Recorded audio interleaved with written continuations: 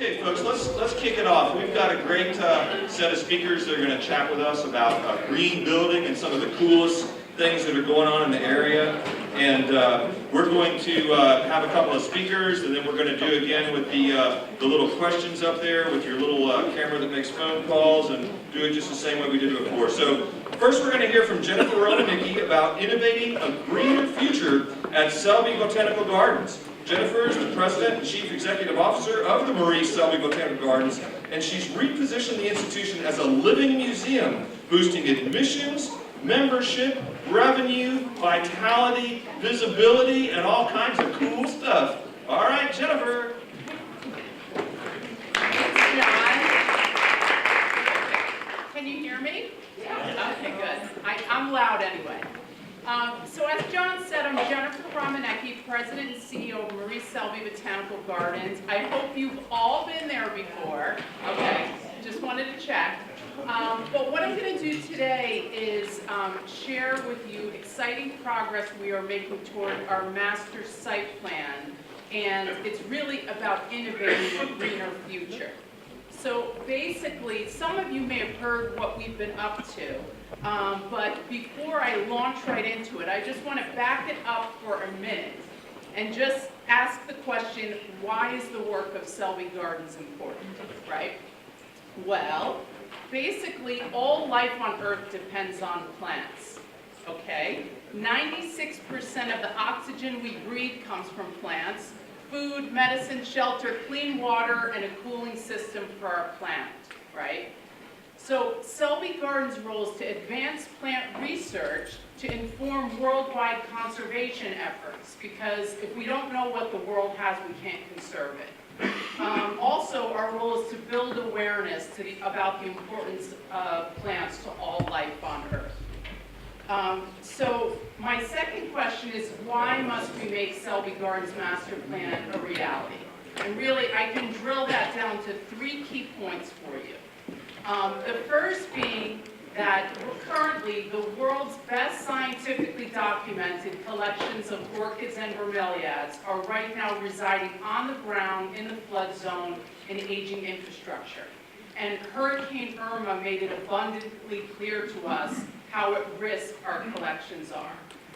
And then, not to mention projected sea level rise, climate change, and all of those aspects. Number 2, which is a good problem to have, is we can no longer accommodate the visitors who want to connect with our mission. On peak days, we turn away 200 visitors because we can't accommodate them. We can't park them. Hey, send them to Spanish Point. Nice try, John. Maybe I will. So basically, you might know that Selby Gardens was never master planned to be a public destination. The land is residential parcels that were acquired over its 40-plus year history.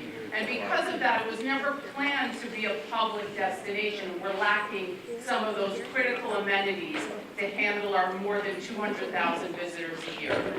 And finally, we wanted to really embark on preserving our historical treasures, both our historic buildings and our amazing 15 acres downtown in the heart of Sarasota.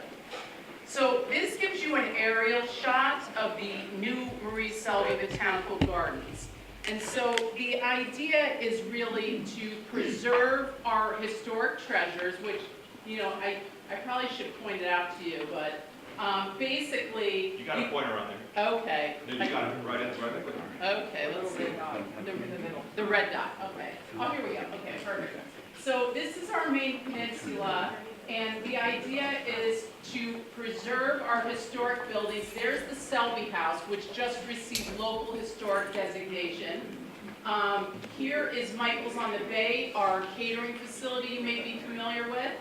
Here is the Payne Mansion, our museum building, which is a National Historic Landmark and also just received local historic designation. Our plan also calls for preserving Palm Avenue here, that wonderful old Augusta block, as a pedestrian-only thoroughfare through the heart of the gardens. The Great Lawn and the main gardens property here will be just as it was when Maurice Selby lived there herself. but the idea here is to consolidate our operations to this upper quadrant of our property in new efficient structures. And by doing that, we pick up 50% more green space within our 15 acres. So it's really an amazing gift to the community, especially in a time like now when our city is developing so much and there's so much building going on, 50% more open green space. And basically, the new structures that are planned really just exemplify innovative, sustainable building. So the idea is all of the new structures feature solar energy, green roofs, stormwater management, and resilience standards up to a Category 5 hurricane. So the structure that the arrow is pointing to there is what we're calling the Sky Garden.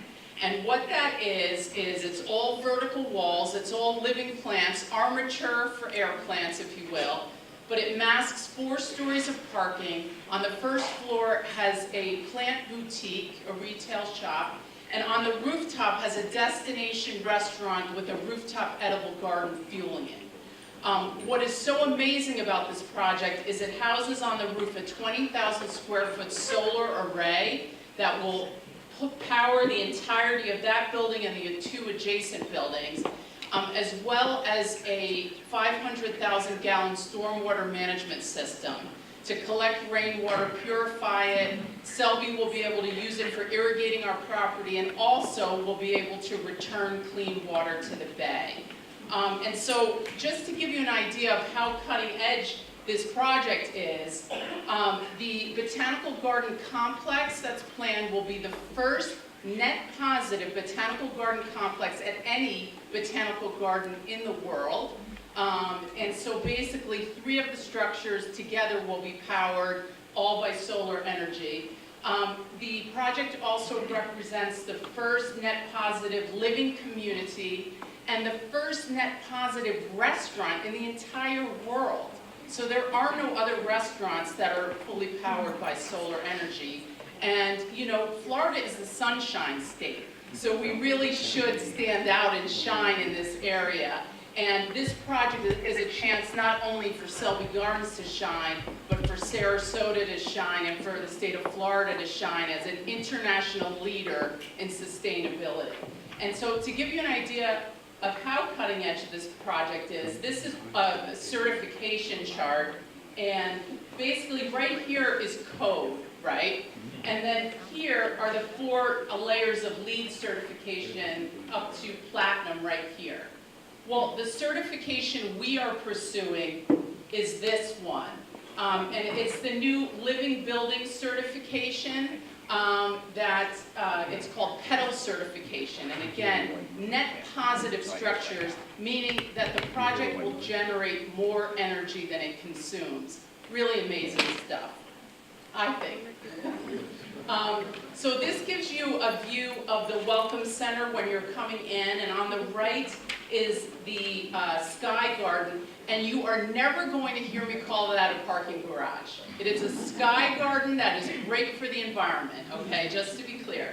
And on the left is the Plant Research Center that will house all of our important collections, raise them up, and protect them out of harm's way. This is another view of the Welcome Center. And the Lily Pond Garden on the right. You can see the thoroughfare of Palm Avenue also on the right, and on the left is the Plant Research Center. Here's a close-up of the Plant Research Center. So all of those rare collections get housed in proper structures on the 2nd floor of this structure, and really protected out of harm's way. Here's a view of the restaurant. With the most amazing view of the bay. And it's fueled by this rooftop edible garden. At the end here are new glass houses, which will really also be up to a Category 5 resilience. And here's a learning pavilion. And what I want to do is I'm going to press play on a video animation of this project right now.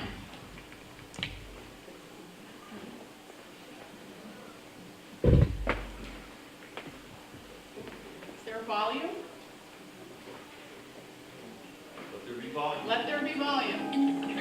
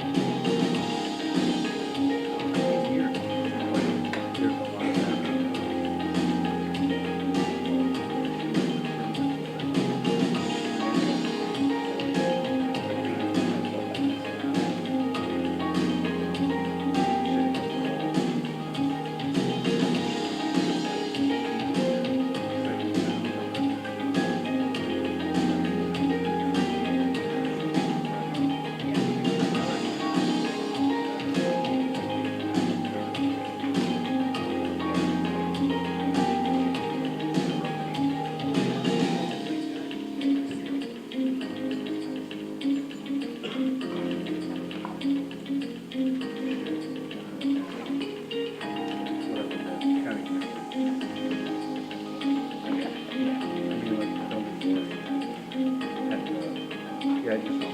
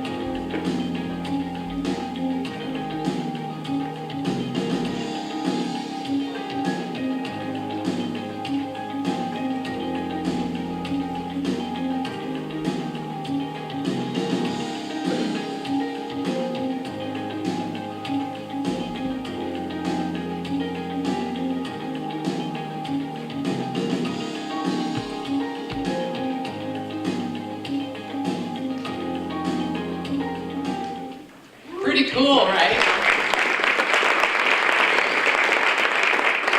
So I know I'm out of time, so I just wanted to really quickly tell you it's a 3-phase 10-year master plan. The first phase is the biggest part of the project with that Sky Garden, the Palm Avenue Promenade restoration, the Welcome Center, the Plant Research Center, and the restoration of the Selby House. Phase 2 is really about the glass houses and the Learning Pavilion. And Phase 3 is about unifying the entire garden together. And so essentially, we are doing everything we can to break ground on Phase 1 about a year from now, because we are at risk. We have to dodge these storms until, we're doing everything we can to get this done to secure our future before something happens. And so essentially our team is comprised of Olin, the master planner, Overland, our architect, Kimley Horn is here, Chris Ciampaglione, civil engineer, and Willis Smith, our construction manager. And so we did launch a campaign for this effort, and we are trying to raise $92 million, okay? $72 million is for capital construction, $20 million is for endowment and operations. The biggest part of the project is Phase 1, which is $42.5 million. And I'm thrilled to be able to say we've raised more than 50% of what we need for Phase 1 in about a year. Thank you. So we're just really excited, and we think the community understands how important this project is, and it's really about preserving our history and sustaining our future. Thank you very much.